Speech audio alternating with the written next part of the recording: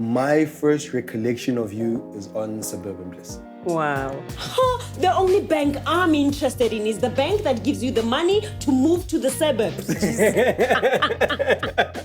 You sound like someone who manifests things. Sometimes I never know how to answer these questions. The universe doesn't make mistakes, and I trust in that. In my head, you don't audition anymore. You know, once you begin to also tell yourself, oh, I don't audition, that's a bit of a problem because you don't want to come unprepared.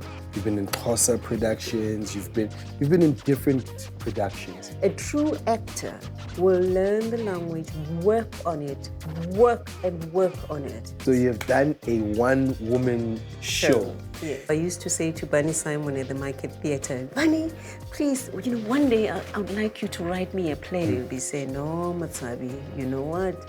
You are going to write it. A lot of people say it is so well written. And I'm like, yo, I don't think I'm that smart. I think God wrote through me.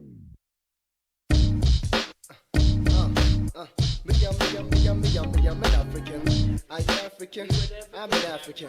Everybody's an African. Feels good, right? Feels good. Feels good. Feels good. It feels good every day when every African turns and shines my way. All my brothers from Zaire, Ethiopia, Uganda, and Zimbabwe. It feels good every day when every African turns and shines my way. All my brothers from Zaire, Ethiopia, Uganda, and Zimbabwe. I'm from the continent of refugees and rebels, where minds are richer than all rubies and marbles. Life at its best, view it from all angles. No longer do we wear shackles, but life's bangles. AIDS increases, the poverty's in levels, where flowers blossom every day in hard grovel. Traditional acts just brings out the marvel in every African's heart filled with sorrow. Wait for tomorrow, but the road remains narrow. African minds sharp like bow and arrow. We're aiming for higher places, man, I tell you. Communication through rhythms until I see you. Good day, and welcome to another classic episode of Filmatic. Today we are honored to introduce a powerhouse of South African storytelling. Her name is synonymous with brilliance, resilience, and boundless creativity. Her name is MOTSHABI TYELELE. From commanding stages with her award-winning one-woman show to delivering unforgettable performances in hit productions like Soft Life on Showmax, she has become a living testament to the transformative power of art. With a career spanning over 3 decades, she's more than just a performer. She's a mentor, writer, and advocate for authentic storytelling. She isn't just crafting stories, she's shaping a legacy. Now, please join me in welcoming a living legend, timeless thespian, bold filmmaker, MOTSHABI TYELELE.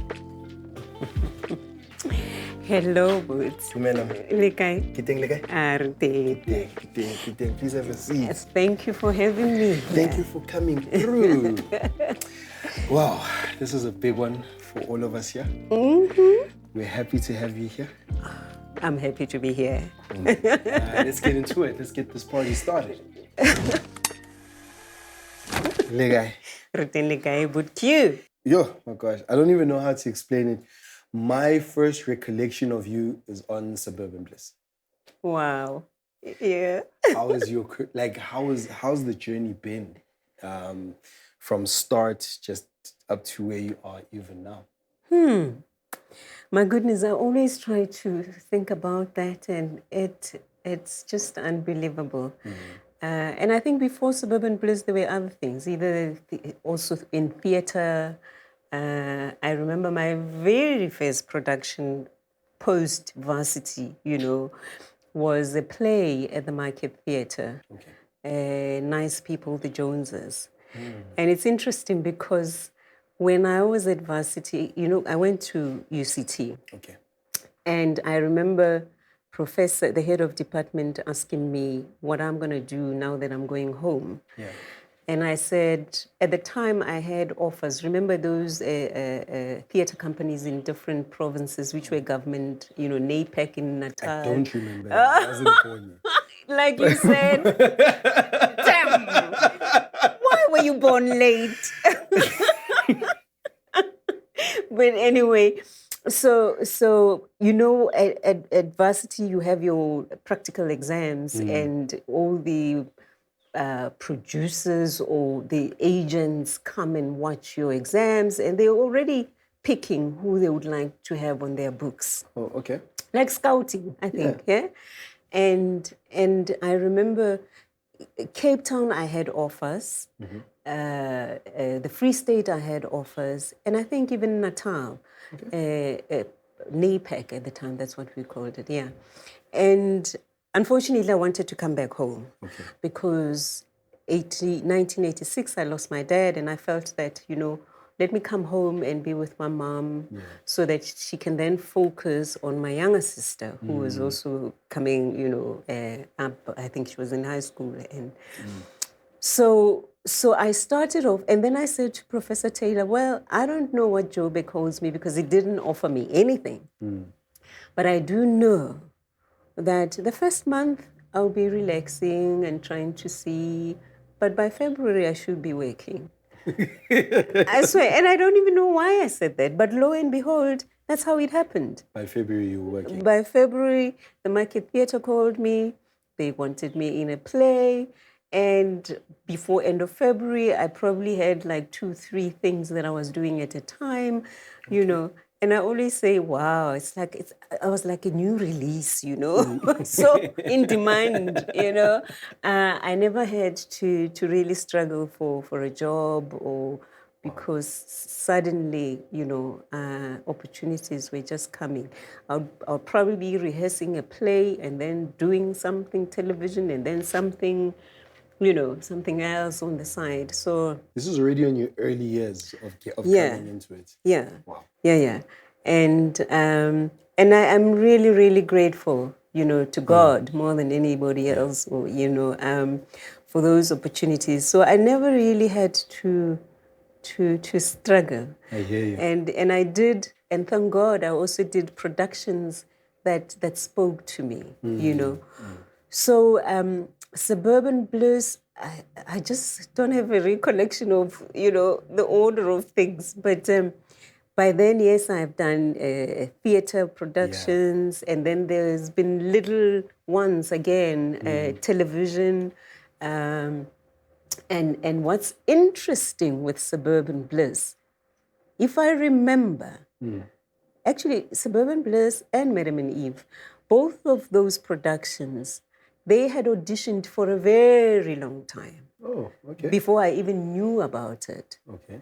And Suburban Bliss, I think it was even a year before. But my agent, for some reason, didn't send me to that. And then I bumped into Grace Mahlaba. Oh, okay. And Grace says, Mathal, why didn't you go for this thing? Have you been to Kira what thing? Auditioning for some comedy, And then I phoned Penny, who was my agent at the time, on how Penny. Apparently this thing has been going on since last year or whatever, and then Penny sent me for the audition. Okay. And when I arrived, Sputla was there already cast, I think. They were now trying to kind of match him with. So other people were coming for the callbacks, Pamela Nomvete, and I remember, it was like picture. And I think I got it because Pamela was very British, she was very English first. There was no Soweto in there. So I came in for the first time, but reading the script then, I knew that it was mine. I was like, this one, I have to get it. You sound like someone who manifests things, the way you talk. I think so, to a very large extent. I never thought about it. But honestly, I look at many things that I've done and I'm like, oh, okay. I would go to an audition, even now, I know when I'm not going to get it. And part of it, and I know when I don't get it, that there's something else, even if it's outside the industry, but there is something that the universe has kept for me. Whether simple things, it could even be maybe the death of a family member, that if I was in that thing, I would not have been able to attend to this, The universe doesn't make mistakes. And I trust in that. God knows the kind of productions that I would like to do. You know, let me make you an example. Yeah. When I did Ubetina Wetu, Okay. Ubetina, they called me and they wanted me to audition for a role that I was like, you know what? I don't like this character, but okay, let me go. Let me try. Maybe anyway, just for those who have to see my range, will see it. But I was not a fan of that particular character. Ne? Okay. And I went, and apparently the producers were like, wow, you know, we actually like her, but okay. They called me and said, do you mind if we give you another role? And I had said that to my, you know, because my nieces were helping me with the what do you call it? Self-tape. It's because I don't like that self-tape thing. Okay. You know? Yeah. And I kept on saying to them, I actually don't like this character, but I'm gonna do it. Help me, because my agent said, please send this thing quickly and let me do it. And as if they felt that they gave me something else, which I was like, oh, I love it. I want to be the aunt to these children, you know. Yeah. So I think we attract what we are. Yeah. Most definitely. You know. Flip my question, just slipped my mind. It's okay. I'm very patient. You know, when I was 16, I was described as a young, actually I was 15, 15-year-old. This was a Canadian newspaper. Okay. And they said, she's young, like an ordinary Canadian teenager, yet she has the patience of a grandmother. Oh. And I called my dad. I was like, you know what, Papa. And my dad said, no. Read the you know, yeah. And he says, no. Actually, that's a compliment, you know. And I know, I do have the patience. I just remembered now. Yeah, look, you see? I wanted to say that you keep mentioning like auditions. In my head, you don't audition anymore. In fact, again, this is my head in my world. You probably haven't been to an audition in years. Yeah. It doesn't work like that. Okay. It really doesn't work like that. And you mustn't take it personal. You know, once you begin to also tell yourself, oh, I don't audition, that's a bit of a problem, because also ask yourself, what are the reasons for the audition? Yes, half the time, producers would say, we would like you in this thing. At times they actually say, we're writing this with you in mind. Okay. You know, can you consider it? Yeah.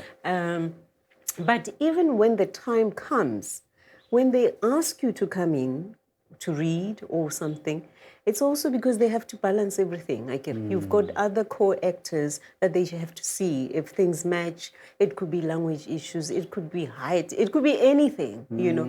Okay. So I don't take it personal. And sometimes it's not. But look, they are daunting at times, you know. Sometimes to even take them serious, it's like, whew. Half the time, there's no time to prepare, you know, because you get a brief yesterday, last night, and then it says audition today or in 2 days' time. You are busy with other things, you know. How do you make time for that? And in a way that it respects, you know, you honor the people who are taking time to have a look at you, to consider you for the thing, you know. I mean, I recently went to an audition, and let me tell you, because I was going through so much, you know, I could not get this thing into my system. Tried to read the script, understand, I got it, but just I knew that when I get there, I wouldn't remember what I said. But, you know, the brain is also interesting. And I remember praying that morning to say, God, please just help me to be respectful enough to the people who will be auditioning me. Because you don't want to come unprepared or look unprepared. The least you can do is to try and do some work. What's the point of wasting time? I hear you. And at times they look at you because they thought of you for another, for that specific role. Yeah. And once you're there in person, even after the conversation, they realize, actually, that's another role that might suit her, you know. So we must always be positive and open to, yeah.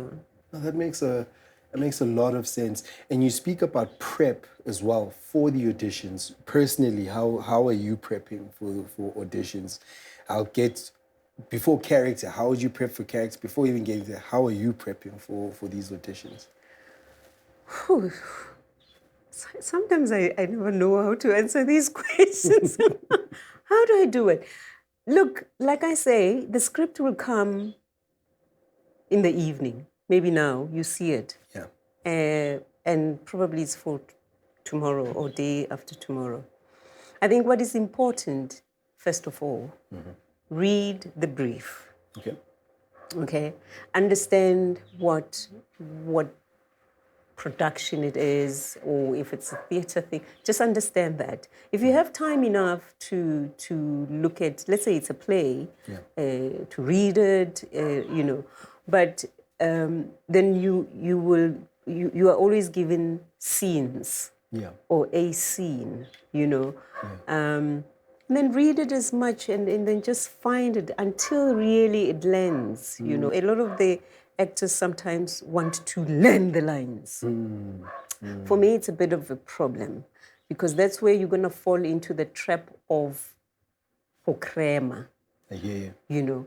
Understand the text. I'm finicky about that. You know, Understanding the text. Yes, find the subtext, you know, and the more you read, the more new things come up. You know, the more you understand the scene that you're working on, even without being given the whole, you know, scenario. So reading, working on it, understanding it, and then making the choices as to what, you know, the intentions of the scene is. Finding up, you know, what is about this character in this particular scene. Yeah. What are they looking for? You know, how does it end? What is the end product of that? So once you've done all those little things of understanding, and then the words, I would like to believe they come easily. Okay. So reading with understanding, you know, don't cram. Wait, they give you a sketch, you know, because once you get that block, then you don't even remember where you are. But if you have that information here, the scene, or this is what is happening, it's quite easy for the brain to help you and all the other things. That makes sense. And it's about also listening, because at times when we audition or we do scenes, even if it's outside auditioning, you know, people always concern themselves with what they are saying. Okay. But what is important is what everybody else in that scene with you is saying. So that works on what? On your hearing. Yeah. You know, am I hearing and am I listening to what this character in front of me is saying? It's all those kind of skills that you have to just bring into, At Metro, we recognize how demanding production schedules can be. That's why we prioritize on simplicity, responsiveness, and the flexibility in every interaction. Our booking process is straightforward, and our team is always available to troubleshoot last-minute needs or unexpected challenges. We take pride in delivering solutions quickly and efficiently, allowing filmmakers to focus on creativity rather than logistics. This commitment to proactive support and clear communication is what defines the Mad Show difference, making every production smoother and less stressful. And then when you're prepping for a character, what are the questions you're asking yourself so you can get into that character, become that character? Okay, you'll get the Bible, if you know, a character Bible to give you a little bit of background. Okay. But many times you also have to find the subtext. Those that the writer could not actually give you, information that could not give you, even in terms of the physicality of the character, all those little nuances, you find them and you make them. Who is this person? Ask yourself, who is this person? What are they like? The choices, this is when you begin to make choices for them to say, okay, this character, who is she? Because the script would give you certain information that would actually make it also not difficult to get to the background, to the subtext, to how do they behave, how do they relate to so and so. Scenes, scripts, they do give you that, but you have to go deeper. So you actually just, it's like the onion. You find even the deepest layers emotionally, and that's where your choices are. And you make a decision with your director to say, this is the direction that we want to take, or, or the other. So Incredible. And then when it comes to like typecasting, how does one even avoid, is it avoidable being typecast?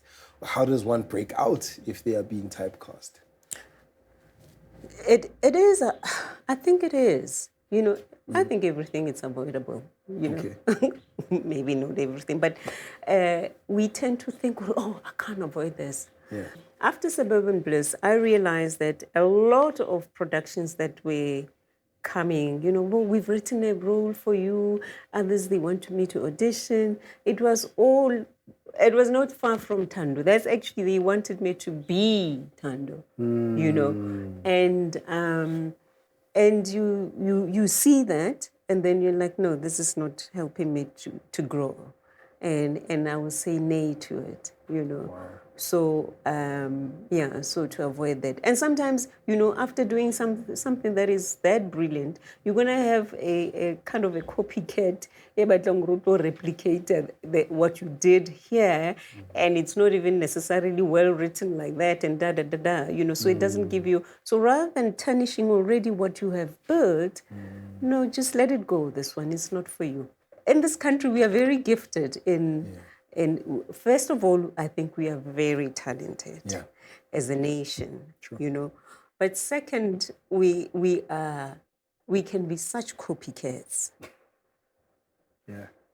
And we can copy everybody in the world and even master Reba Pale for like 1,000 times. And you realize, Mari, if we can be authentically ourselves, damn, how powerful can we be if we are so powerful right now? Yeah. Do things that also that speak to you. I hear you. Yeah. Now, as an actress, you also spoke about the different languages even. How important is it for an actor, actress to be multilingual? You've been in Xhosa productions, you've been in different productions. So how important is being multilingual, or just being, flex, if I can put it like that? Language is very rich. And, without that language, it's very rare where you can find self. Yeah. That's what we identify with. And that's why even now it's a concern, because if you look at our children who don't speak, their languages, it's a bit of a problem. I always say, how do you connect even to your inner being without really understand? Because your forebears weren't English speaking or anything, How do we continue to be praying in English? I sometimes have a problem with that. Not that I don't do it. I mean, I do pray, but at least one should have that possibility, knowing that I still can do it in my language. So it is a plus to even be multilingual. Yeah. And that's why I also think it's such a beautiful gift as South Africans, because generally we are multilingual. And I was fascinated when I was in TYELELE, because Basotho ba moo would speak Sesotho sena se tibileng, ne? Yeah. And then they would shift Babwe Xhosa sena se deep, even and then I'm like, wow, how beautiful this is, you know. And ke bua kore knowledge ya language to ka di proverbs ka di, you know, you know. So you can never go wrong with that. And I think when you play a character ya language eo, at least it gives you the feel of the people, of the music of those people, you know, or even the language itself, because it's got a certain type of music, you know, to it. So it's a plus. You can never go wrong with just knowing. Knowledge in any way, you know, when you have more of that, the better. I don't believe in ignorance is bliss or something. No. Must speak the language, because even outside the world of performance, it will still take you further. And I think that's also why the gift of being actors, you know, it's just so precious, because the ability to then make sure that if there's a French play, it means I'm going to have to learn the language and really master it and understand the nuances of that language and make sure that the music, because every language has its own music, you know, whether I call it music, I don't know anybody else. You know, I was laughing the other day. I met somebody who speaks Venda, and I was saying, you know, Venda is actually like the South African French. African French, that's what I called it as well. So smooth. You know, it goes with music and then dance. You know. Such a beautiful It can't go without the expression of the body, you know, even if it's gentle, but it's a little Sesotho, you know. You know, oh God, it is just too beautiful. No, can't need it. You know, but okay, no, and this other languages that we keep forcing ourselves to speak. We don't learn, you know. But the depth of the character, unless if it's in character or ebe character and that's but I think we tend to think we can't have the purity of the language. That's why now MOTSHABI, the production, it's about the Nguni productions, you take pride in them. Because you know, fully. And then bastardize, and that is not right. You see, another thing, it's not just issues of the language, but it's also a true actor will learn the language, work on it, work on it. Whether kidi accent or kidi ing, it is work. And that's what we're missing now. You know, that dedication to character development. You know? You know,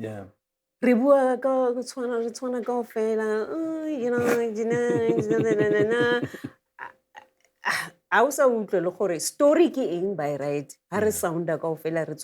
We look the same, we all have long eyelashes, we've got long hair, we've got da. You know, we are similar, we've got long nails. What is the character asking for? Who is the character? I hear you. Who is the character? You know, where's the roughness here? You know, in some of the stories. Let's do it authentically, so you know. And I tell you, we cannot even say, no, it's because, you know, they've asked for it. No, what story do we wanna tell? How do we take pride in sounding like other people? That's a bar.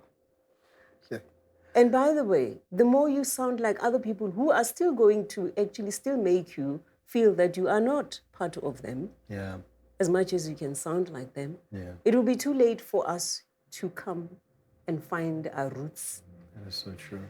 When you're not grounded in really understanding who you are, because that's also part of it. You know, when you're not grounded, I always say, even when I teach, that you will sway and fall for anything. And in the end, at the end of it, you are a confused mengelmoes.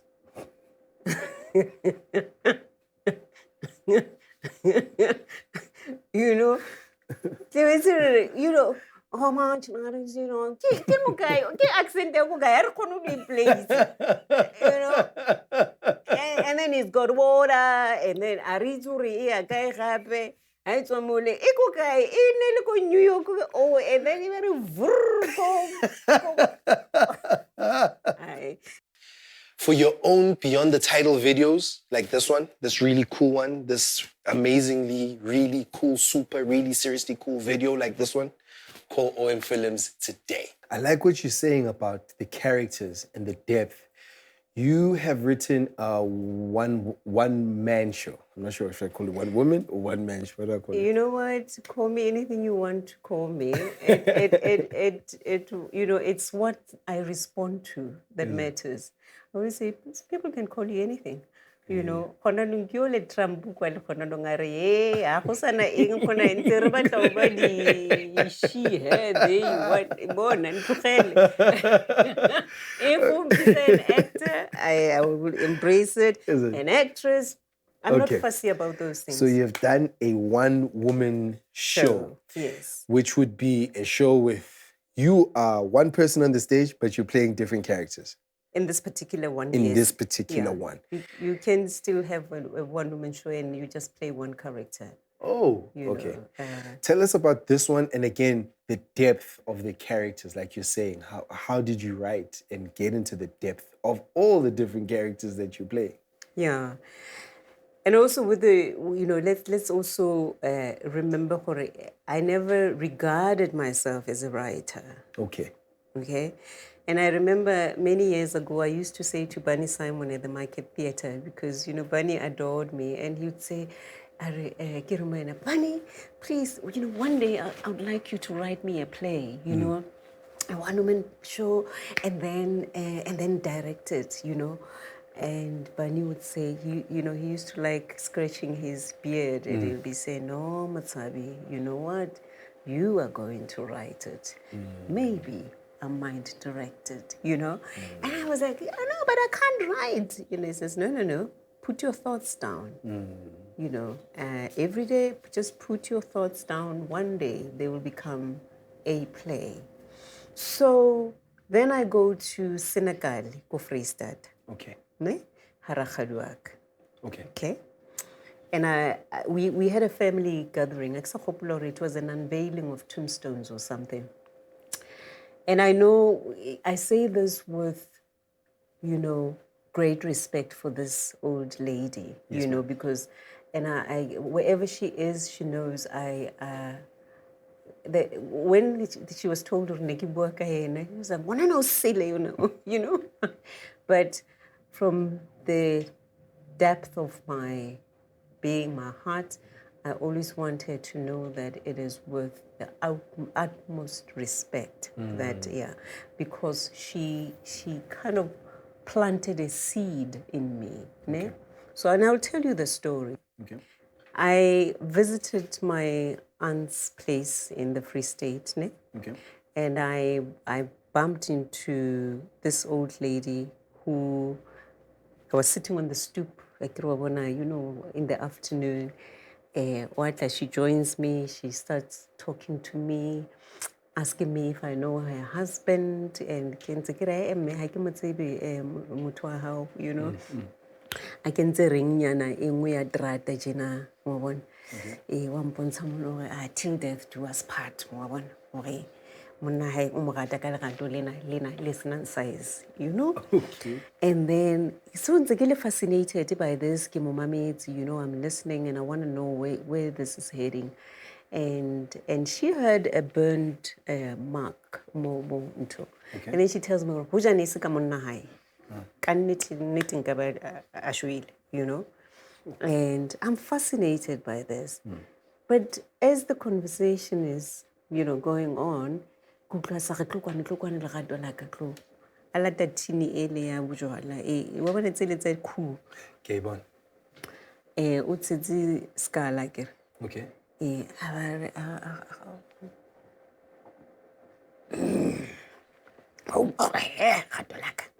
you know.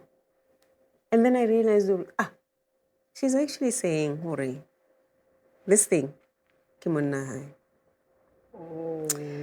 At least that's how I interpreted it. Ne? Okay. So, and then I keep asking questions, you know,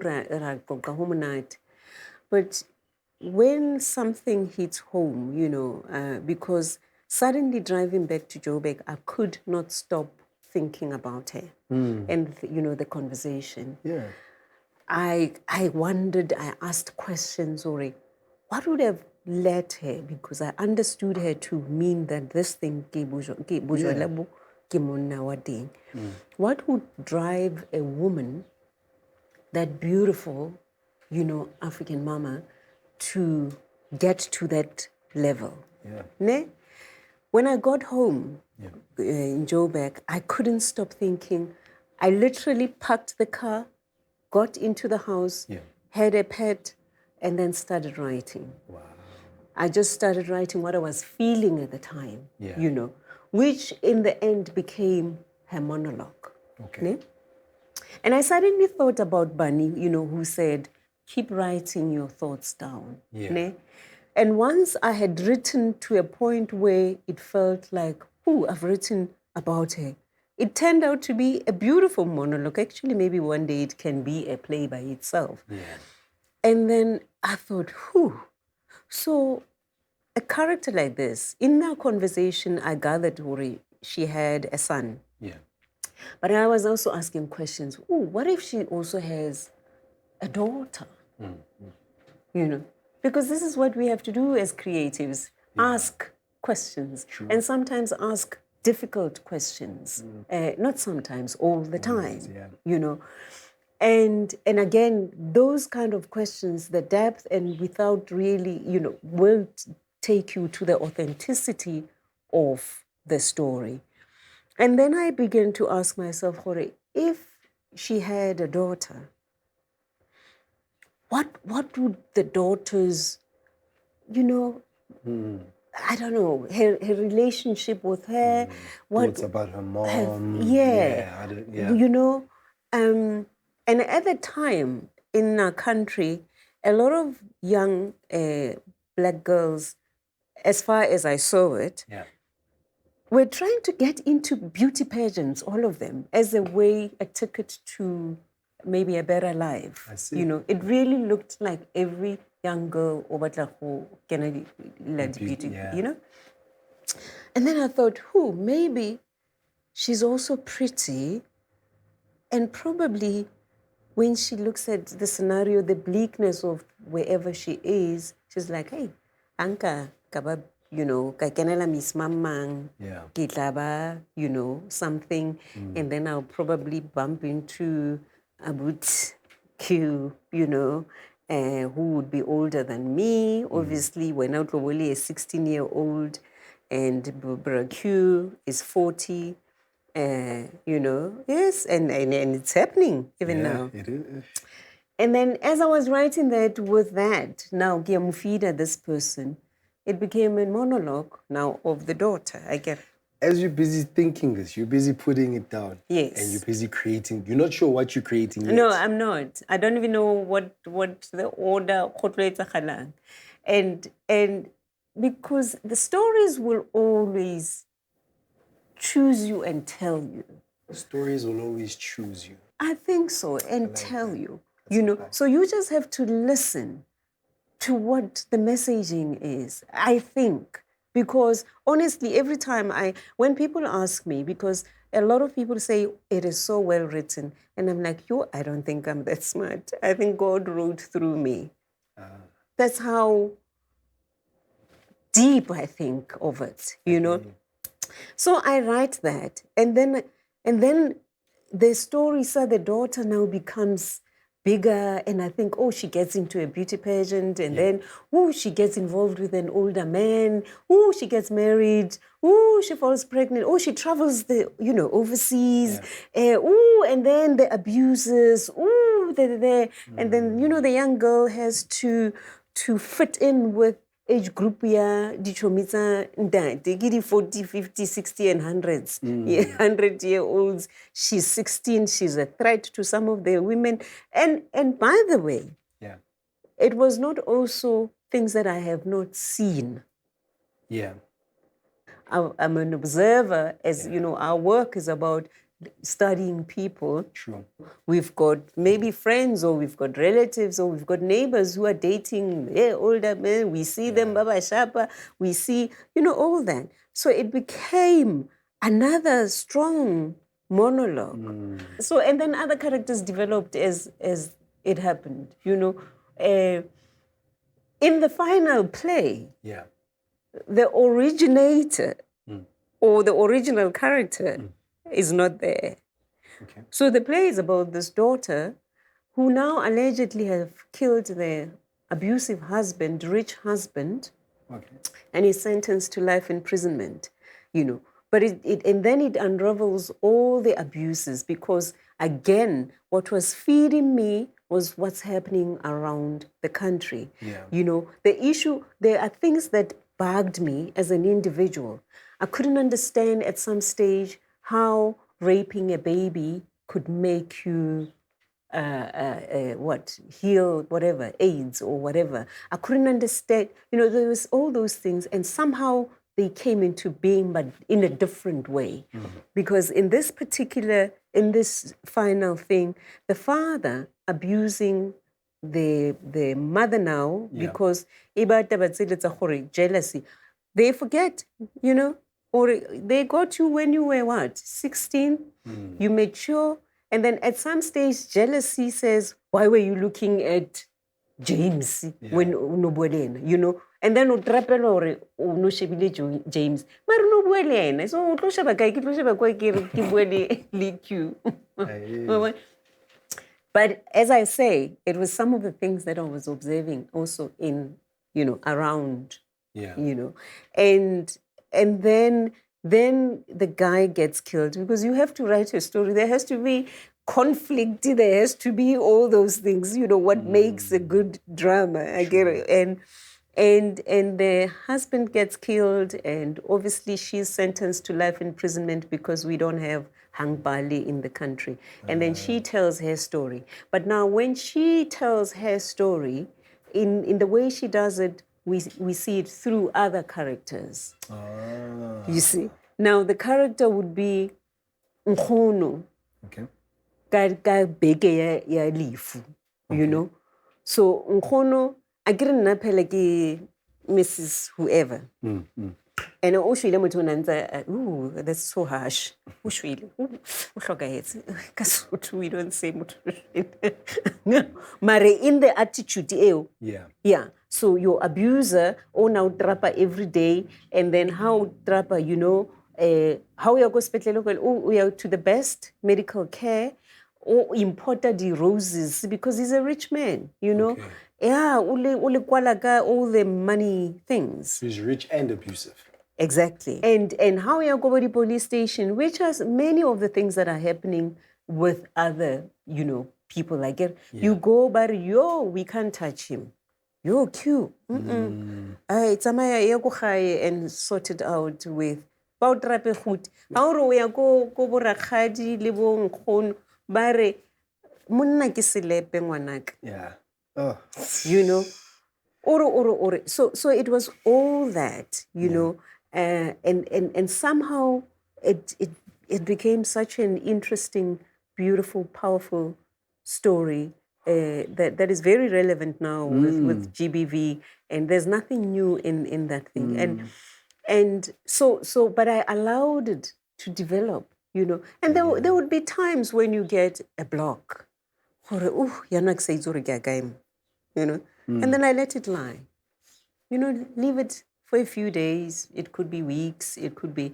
And the other thing that is very, very important, don't think you must know it all. Get your mentors, your coaches too. So in my case, I have a very good relationship with Brazek Simda. Respect. Yes, I call him Brad. Libo Bujon, But exactly, and that's such a. I don't take it for granted that I have those people. So Brazeix has been my mentor because I would write, once I've written enough, Brazeix, can I send you this? And then Brazeix would be reading this and he would be laughing. Because this is serious. This is funny, because then most people said, it's such a funny play. You don't know whether to cry and you laugh and then you cry and then you're like, oh no, Wow. So along the way I had Brazeix, and then I had my director, Lynn Marie, whom I have a good relationship from my UCT days, whom I said, Lini, can you also have a look at this? Once I had the story together, I said, and I want you to direct it. Because I also knew that I needed a strong director. You must associate yourself with people who know better than you or who are strong in whatever they do, because they will actually fortify. Sure. But it's one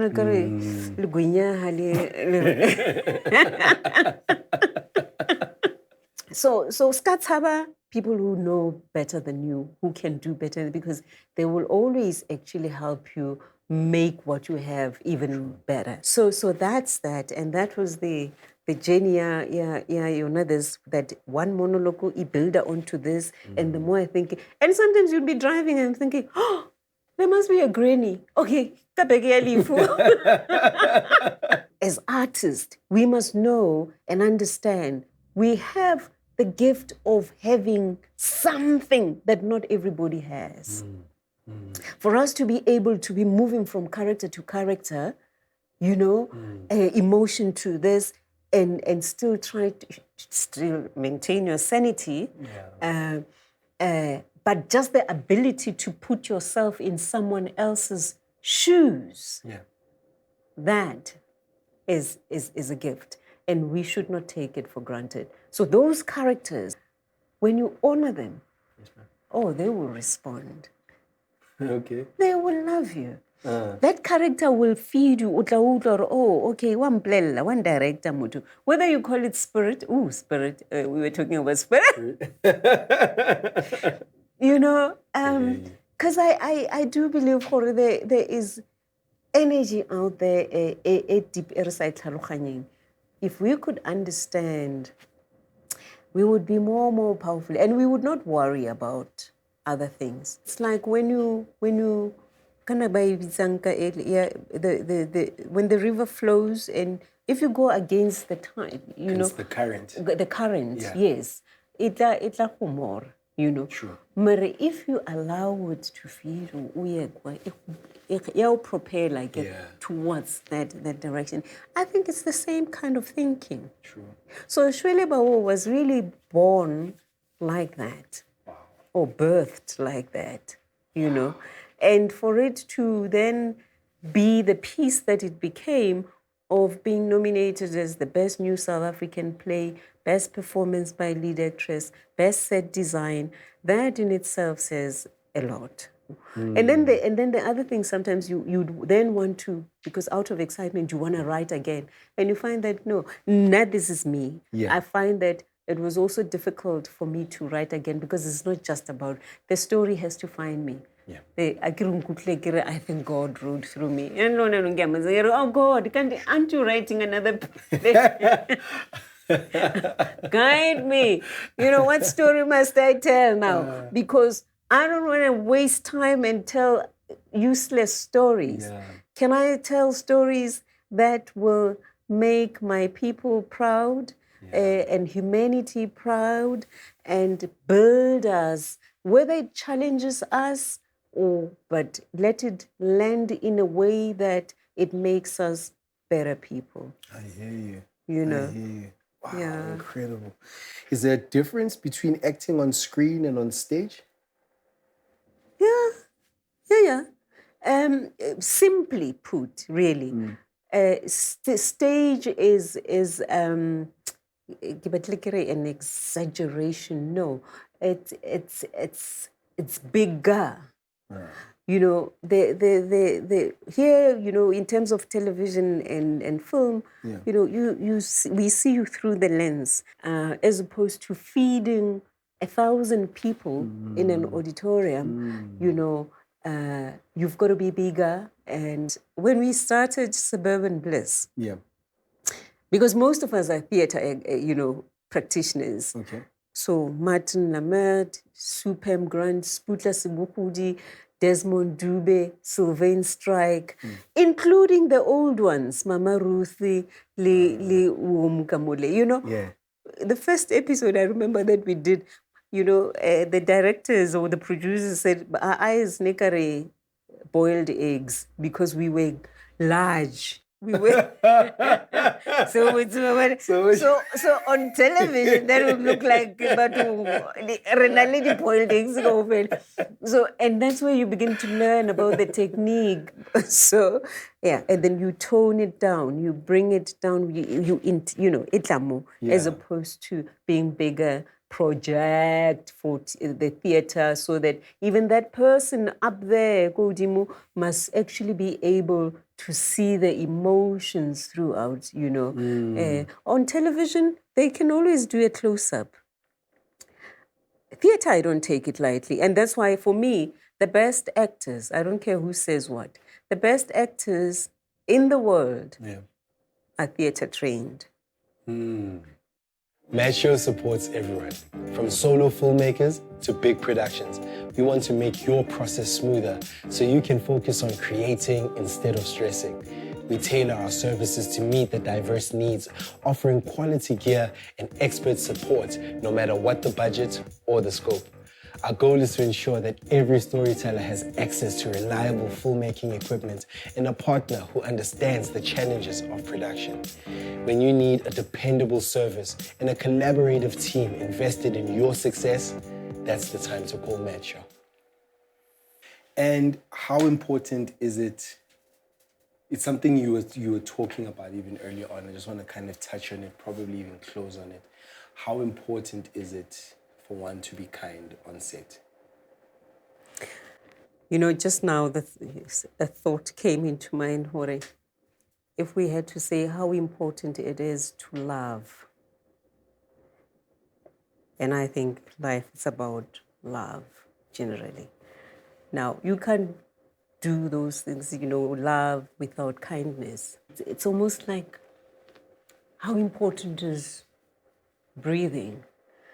These things, how Sheba, you know, breath, being kindness. How only mean, like you were saying earlier on, you know, meanness has something to do with negative energy.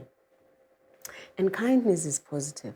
But more than anything else, we cannot build things, we cannot empower each other, we cannot do things if we are horrible to each other. You know, we do have to have a kindness as one of the values that we can hold, you know, uphold. And for me, it's really important. There's no reason for us to be horrible to each other. But as I was saying again, we come from a history that was horrible to us, that was unkind, you know, on many levels. Now, if we want to shift something within ourselves, we really have to do better and do differently. Meaning, if the system taught us to hate ourselves, we've got to work hard at really loving ourselves enough. Be kind to ourselves. Be kind to all the mistakes that have happened. It will also help us to move forward and heal. Because the opposite of being unkind stabs you deeper or removes something, or it's a cancer to your system that I don't find it nourishing at all.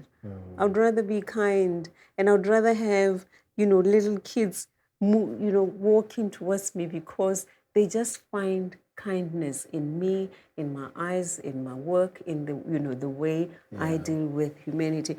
That's what we should do to each other. You know, so I hope I'm actually responding, you know, to that question very well. But kindness, it doesn't take away anything from you. Instead, it makes you richer. Yeah. It makes you a better person. It just centers you deeper.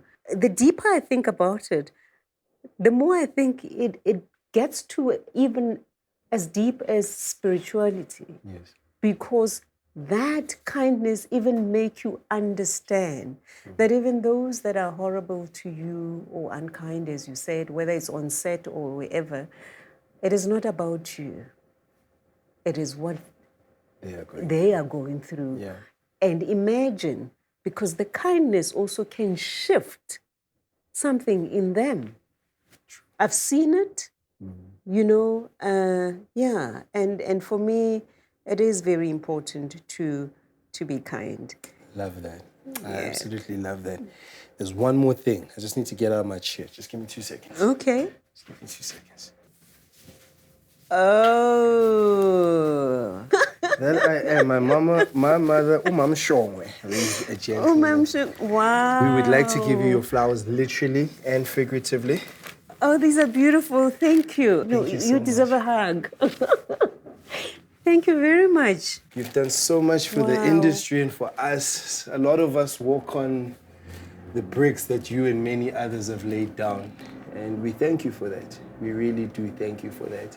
You've touched so many lives. I hope and pray you continue to touch lives and continue to inspire, because inspiring is the highest human act that we can all do. And you have inspired so many, young and old. And we continue to thank you. More than anything, what we're saying here is that we recognize you. You are seen, you are loved, and more importantly, you are appreciated. Thank you. Thank you. Thank you very much. And I pray that I do better all the time. That, you know, they say when you know better, you do better. Yeah. So may we continue to walk on those paths, because even what you're doing, just the acknowledgement, it means a lot, you know. And as young people, to be able to say, you know, let us talk to those people, because they might, we need to bridge part of that. We need to bridge the gap between us. True. So that we can be better, because we've drifted apart for too long. True. So, and as creatives, I'm talking to you now as a creative person, we have much more responsibility to heal the rest of the country or the rest of the world. Yes, ma'am. Because that's what God has given us as gifts. True So story. thank you so much. I don't take it for granted. And I, you know, we were talking about mentors and, you know, coaches earlier on. You knock, you call, you know, anytime. Yes, ma'am. It's important that we do that for each other. Yes, ma'am. So I'm glad that I could make it. And so Mudimu aletse kaofela le crew ya hao. Amazing people. And All of them. yes, Amazing yes, beautiful, Yeah. you know, young people, and yeah, and may we, and I think when I talk about this, because may we just remember our power. Yes, ma'am. May we just know that some of these things just want us to forget who we are and the power that we have and the stories that we can tell to heal ourselves. Yes, ma'am. And may we not falter from that. Let us just be courageous enough and do what we have to do so that we don't fail ourselves. You know, so I know right now as a Black society here, we have lots of challenges. We have lots of young boys on Dinyaube and all that. Can we find a way to find each other and to bring ourselves to healing? Because I feel that as creatives, to some extent, we have failed ourselves, back to what we spoke about earlier on, trying to be anything but ourselves. And that's going to let us just be self-destructive. But if we want to find ourselves, we have to be able to be brave enough to do what is right. Right would not let us be unkind to each other. I think right will make us be kind and be loving to each other. And I know it might sound like but honestly, we have to find ourselves. We have to find our center and walk tall. Enough said. Thank you. Thank you. Thank you so, so much. Thank you. I really, really appreciate. These are beautiful. Just like you are. It feels good every day when every African turns and shines my way. All my brothers from Zaire, Ethiopia, Uganda, and Zimbabwe. It feels good every day when every African turns and shines my way. All my brothers from Zaire, Ethiopia, Uganda, and Zimbabwe. Oh, man.